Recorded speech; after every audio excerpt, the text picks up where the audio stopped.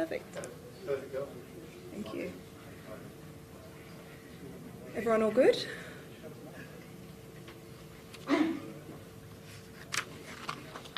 Okay. Good morning and welcome to Queensland Sport and Athletics Centre here in Brisbane. We're here to see another milestone in the Commonwealth Matildas' journey to the FIFA Women's World Cup, Australia and New Zealand at 2023. My name is Anne O'Dong and I'll be your MC for the proceedings this morning. To commence, I'd like to welcome Auntie Deborah Sandy for the Welcome to Country.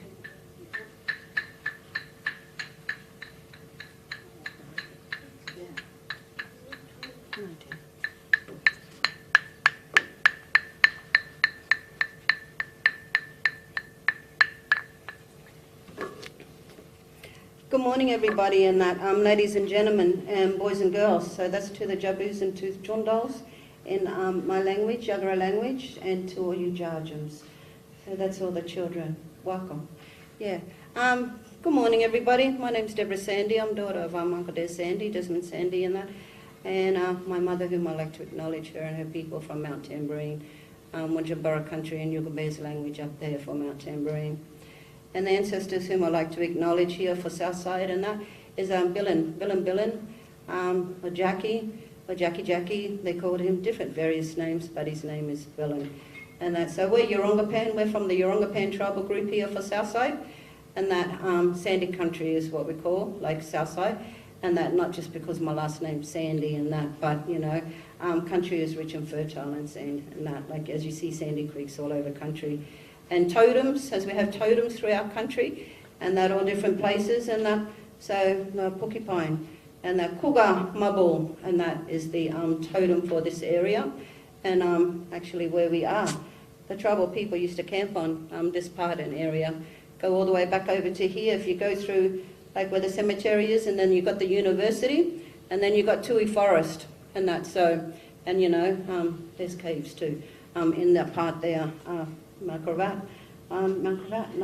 So Kuga Mabul, and that, you know, is the totem for the area.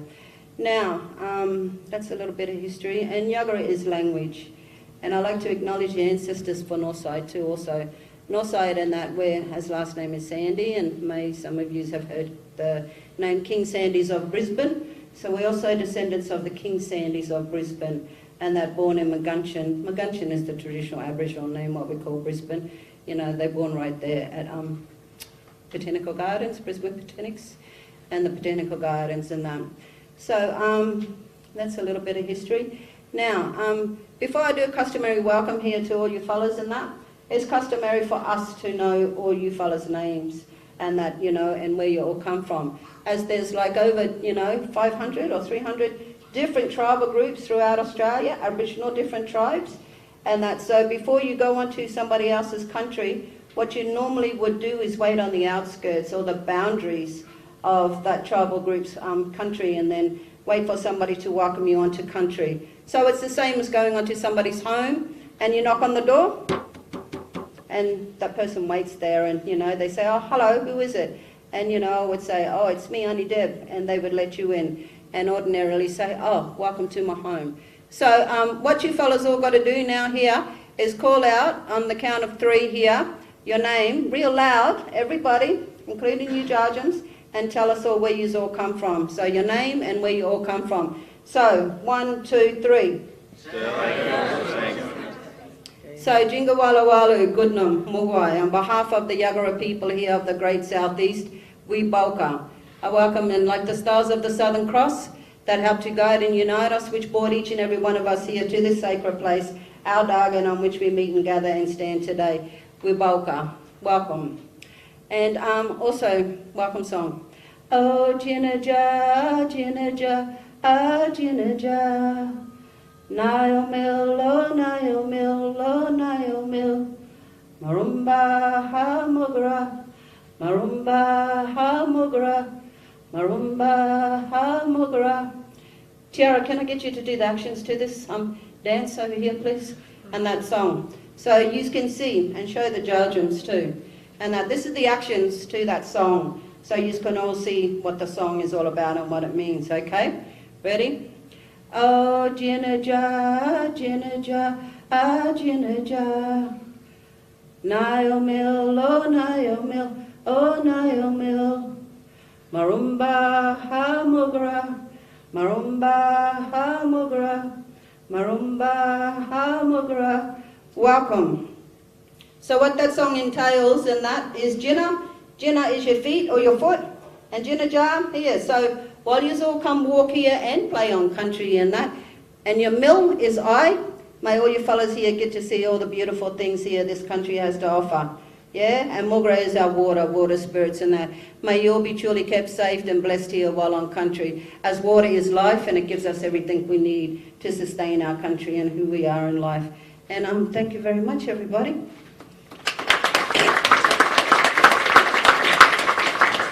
One more thing I have to offer. As our people, they were forbidden to practice their culture and speak their language, yeah, right? So I have a sharing word, because First Nations people were always sharing and caring people. So I have a sharing word, and that who I'd like to share with you so that I know that our language lives forever. So can you all repeat this word after me? Merrigan. Merrigan. Merrigan means star in Yagara language. Keep shining, everybody. Thank you very much and good day.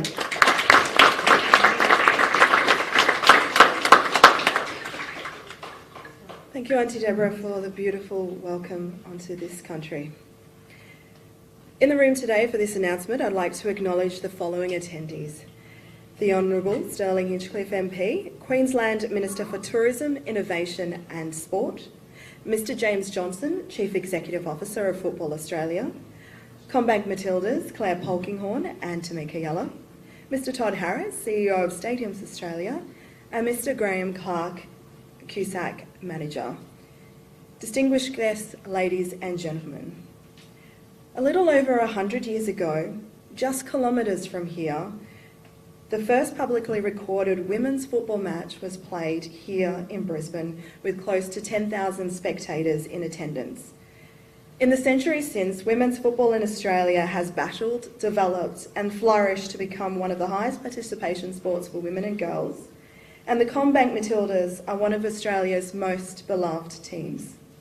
In 2023, it will all go to another level again with the co-hosting of the FIFA Women's World Cup in 2023. Hundreds and thousands of spectators will see the world's best footballers in action in 5 host cities across Australia. And the CommBank Matildas will play right here in Brisbane against African powerhouses and 11-time African champions, Nigeria. As someone who has attended 4 FIFA World Cups and 3 of them Women's World Cups, I can promise you this will be the experience of a lifetime. Between now and the opening match on 20 July 2023, there'll be many exciting milestones for us to celebrate, and I welcome Football Australia CEO James Johnson to announce today's news. Thanks, Anne, and good afternoon, ladies and gentlemen. Thank you for attending. I'd like to also acknowledge the traditional custodians of the land upon which we stand today and pass on my respects to the elders past and present. Ladies and gentlemen, Australian football is in a very good period. We're in our golden era. The past 3 weeks, the whole world has come together to watch the World Cup. The whole of Australia has come together to watch the World Cup. And we've seen the Australian community, not just the football community, come together to watch our Socceroos. Our campaign in Qatar has finished, but what is most exciting for us is we got to see the people in the streets, the community coming together, and what a World Cup is all about. And now we continue our journey into the Women's World Cup that will be hosted here on our shores in just over 7 months. So this golden period for our game is going to continue. The Women's World Cup will be the biggest sporting event that our nation has hosted since the Sydney 2000 Olympic Games, and it will be the biggest sporting event that Australia hosts before the Olympics come here to Brisbane in 2032. Today is an important milestone on that journey to the Women's World Cup. We've got some fantastic news, some news that I'm very proud of, and I know the team is very proud of, and I hope the community is proud of as well. We would like to announce today that the CommBank Matildas will be based in Brisbane for the Women's World Cup. This is the city that will host the CommBank Matildas, and we're very excited about that news. We're excited because from a high performance perspective, the team will only play in Brisbane, Sydney and Melbourne during the group stages, and once the team progresses through the round of 16, the only two cities that the CommBank Matildas can play in will be Brisbane and Sydney. We also think it's a perfect location because many of our players, Claire and Tameka in particular, who are here with me today, they're from Queensland. So they know what this city's all about. They know and they're going to enjoy their experience while they're here. We're also happy to be here because Queensland is a big participation base for Australian football. There has been a 71% increase in women's and girls' participation in the past 18 months. And we think by bringing the CommBank Matildas here during the Women's World Cup, we think that this growth will only continue to expedite. So we're very happy that we're here. We're grateful for all the support that we've got from the local community and also the Queensland government. We've been here before. We were here when we played Canada earlier this year, and the team, the coach and the organisation is extremely happy that Queensland will play host to the CommBank Matildas. In closing, I just want to say that while this tournament will be an excellent month of football and will continue this golden era for Australian football, what is most important for Football Australia is that this tournament leaves a legacy for the sport, and we're very happy to continue our discussions around the support and investment into Legacy 23 with the Queensland Government. We've had a fantastic working relationship for the last 18 months. We've brought content here to Queensland. We've brought the team here now. We've got the Premier who sits on a Legacy, our Ambassadors team, and we're looking forward to continuing that relationship with the team being based here, Minister. So that's the news for today. CommBank Matildas will be based in Brisbane. Go Matildas. Thank you very much.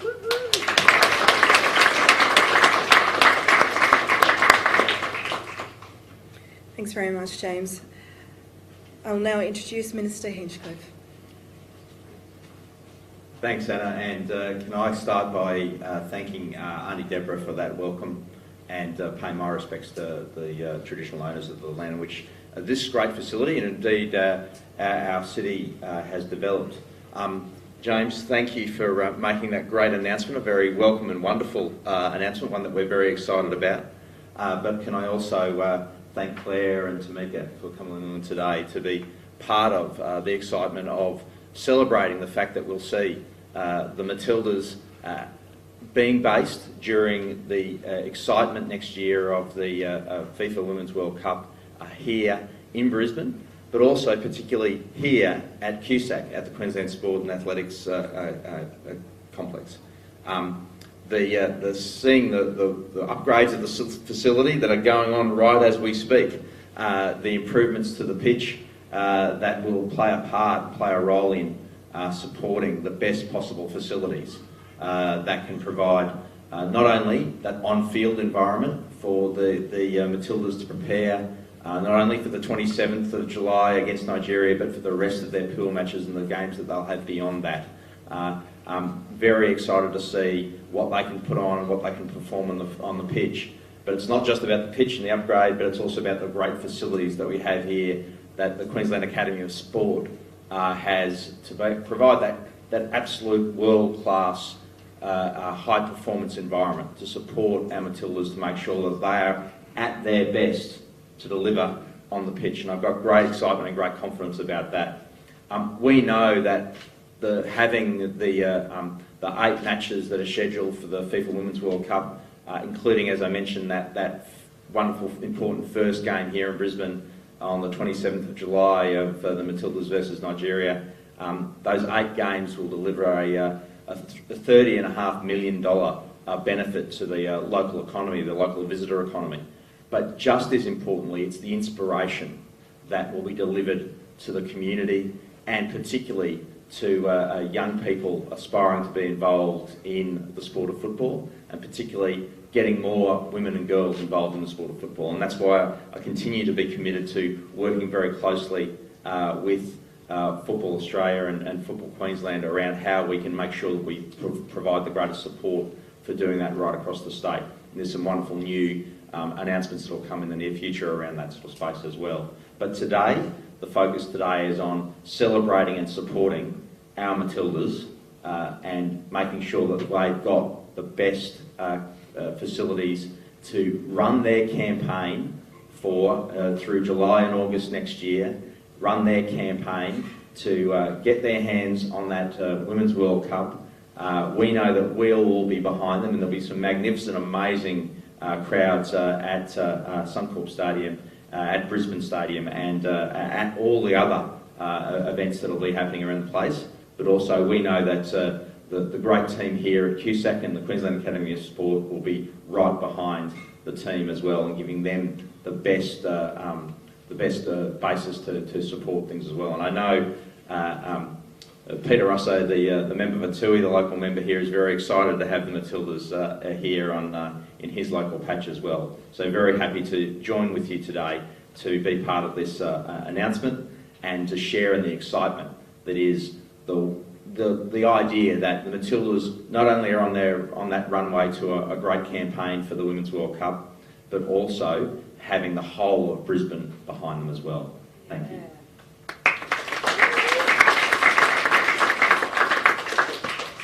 Thank you, Minister. Our next speaker, and she's going to absolutely hate me saying this, is a Combank Matildas legend who has played 151 times for Australia, equal record. She is a local girl and has spent many, many times here at QSAC. Claire Polkinghorn. Thanks, Anne. Well, first, thank you to Premier Palaszczuk, Minister Wells and Minister Hinchliffe for all your support of women's football. It's really exciting that the Combank Matildas will have our home base in Brisbane. Brisbane's a place that holds a special place in my heart, and I know Meek's as well. We both began our football journey here as 13, 14-year-olds running around on this pitch and running around the ring roads, up the stairs. So it's really exciting that we'll have this as our home base for the World Cup next year. The team was here in Brisbane not so long ago, and I know all the girls love the facilities, the gym, the pitch, the recovery centre.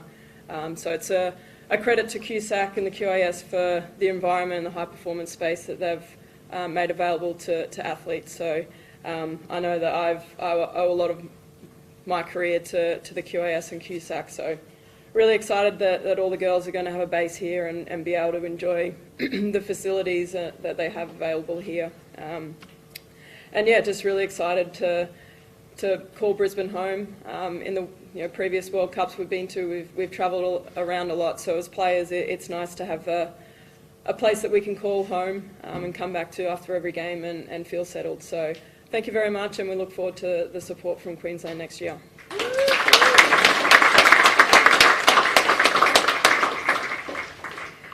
Thanks very much, Claire. We'll now open it up to Q&A from the media. We will have James Johnson, Minister Hinchliffe, and Tamika Yallop.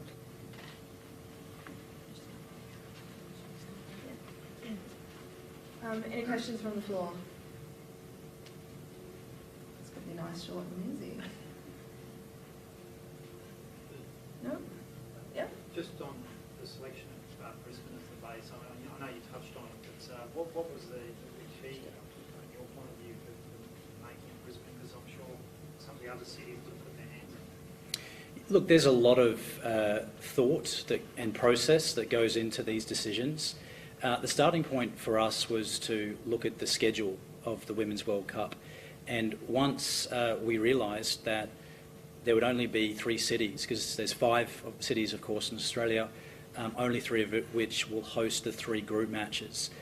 We decided it had to be one of those 3 cities. That was Brisbane, Sydney and Melbourne. And then if you look at the route to the final, post the group stage, it was only going to be either Brisbane or Sydney that could host the Matildas. So we have a very good competitive advantage over many other teams, because some teams during the group stage are travelling from Perth to Melbourne.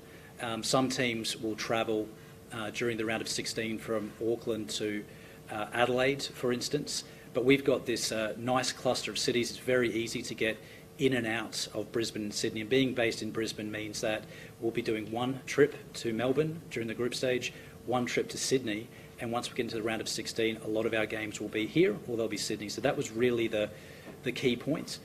In addition to that, we're a player-centric organisation now, and we went through a consultation process with our players, and our players were very happy to be based in Queensland. The team is going to be at the Ridges at Southbank. It's a great place to be.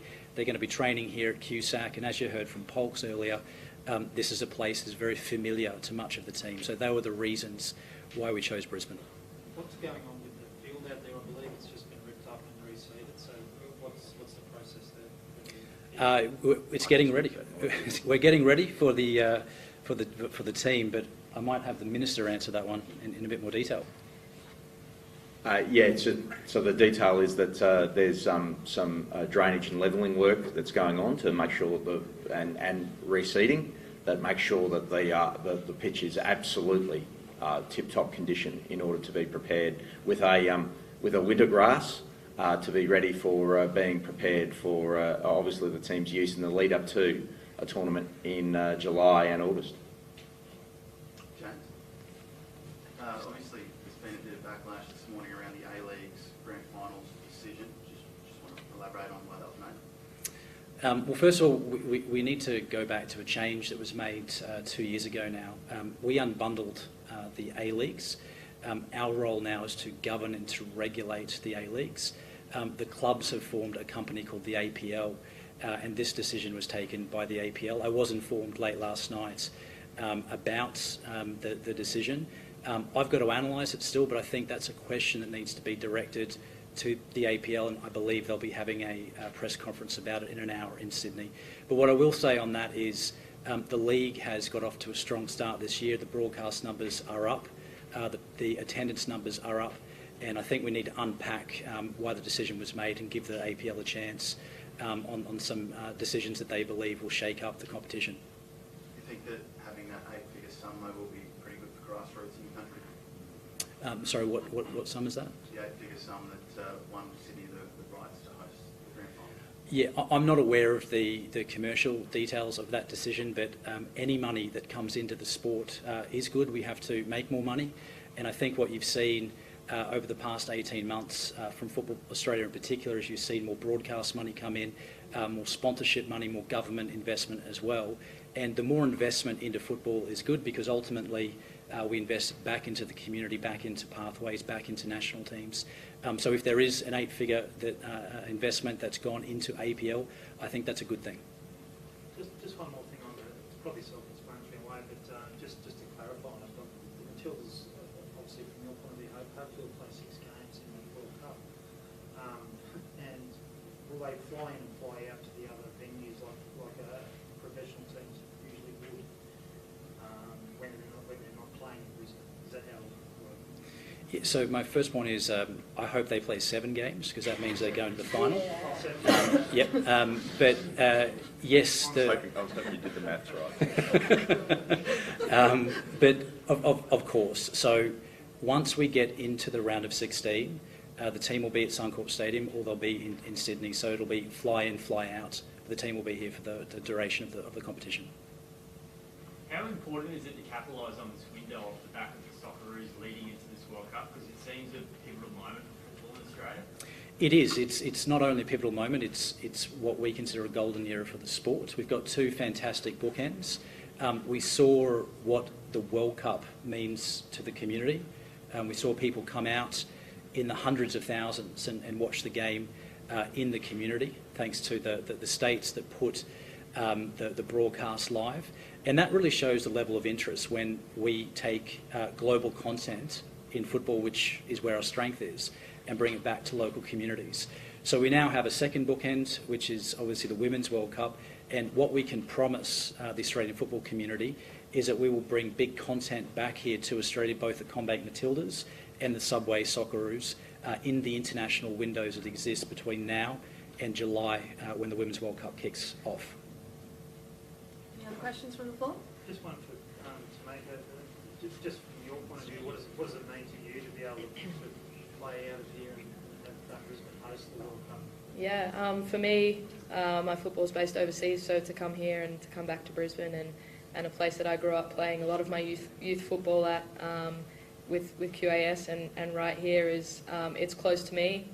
It's close to a lot of the Matildas and I know it's easy for the whole team, including staff, to come here, settle in. It's an exciting place, a great environment, a great community, and a place that the whole team really looks forward to coming here every time we do, and excited for it to be our base camp, and know that if we leave for a game, we're coming back.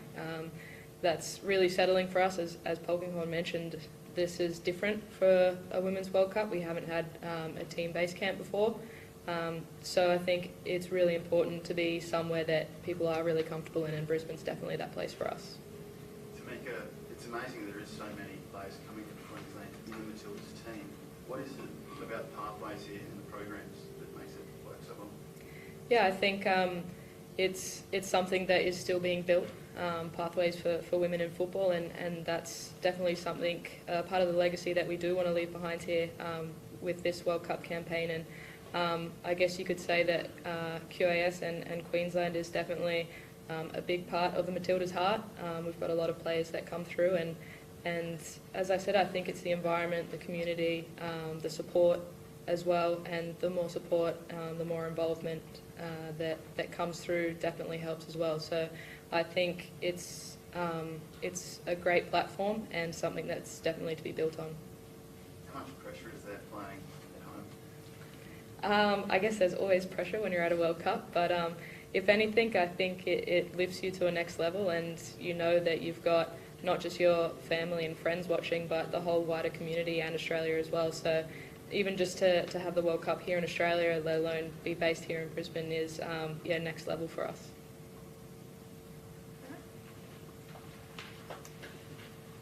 And that concludes the formal proceedings. Thank you, ladies and gentlemen.